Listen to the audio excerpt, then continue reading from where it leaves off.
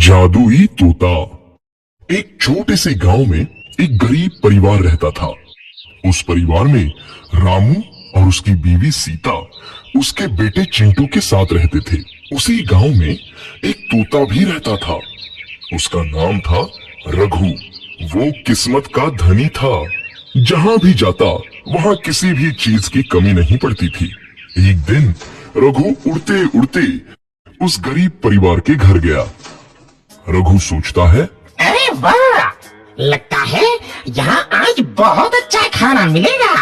मैं पेट भर के खाऊंगा। वो एक कटोरी में रखे अमरूद देखता है। अरे वाह, अमरूद, मुझे तो ये बहुत पसंद है। मैं तो इसे पेट भर के खाऊंगा। रघु तोता अमरूद खाने ही लगता है। तभी सीता रघु को अमरूद खाते देखती है तो गुस्सा हो जाती है और उसे वहां से भगा देती है। भाग यहाँ से, न जाने कहां से आ जाते हैं। मैं तो परेशान हो गई हूं इनसे। सीता के भगाने के बाद रघु चुपचाप से एक कोने में रहता है। धीरे धीरे उस परिवार की बरकत होने लगती है। एक दिन रामू और सीता खाना खाते वक्त बातें करते हैं। आजकल हमारी बहुत तरक्की हो रही है, काम भी अच्छा चल रहा है, रामू कहता है। इस पर सीता कहती है, सच कहा, भगवान हमेशा ऐसे ही हम पर मेहरबान रहे।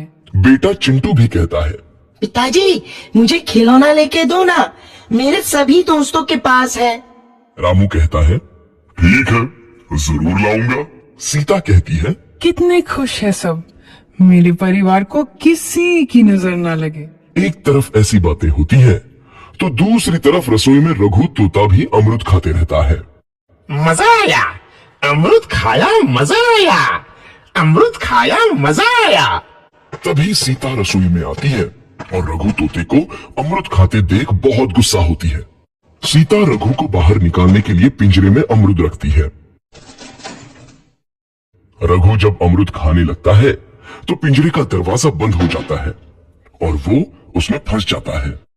मुझे बाहर निकालो, मैं यहाँ फंस गया हूँ, मुझे बचाओ। अगले दिन सीता पिंजरा उठाकर बाहर दूर उस रघु को छोड़ देती है। रघु के जाते ही उनके घर आई बरकत धीरे धीरे कम हो जाती है। उन्हें बहुत घाटा होता है। सीता कहती है, ये क्या हो रहा है, अचानक इतना कैसे बदल गया? अभी तक तो सब कुछ अच्छा चल रहा था। रामू कहता है, लगता है भगवान हम पर रूठ गए हैं। चिंटू भी कहता है, लगता है अब मुझे खिलौने भी नहीं मिलेंगे। और वो रोने लगता है और बाहर चला जाता है। कुछ दिन बाद रघु तोता फिर से उस घर में आता है। वापस आया, मैं वापस आया, अब मैं जमकर अमरूद खाऊंगा।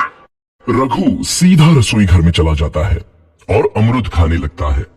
कुछ देर बाद सीता रसोई में आती है और रघु को देख कहती है, एक तो घर में पहले से इतनी दिक्कत चल रही है और ऊपर से ये तोता मुझे और परेशान कर रहा है।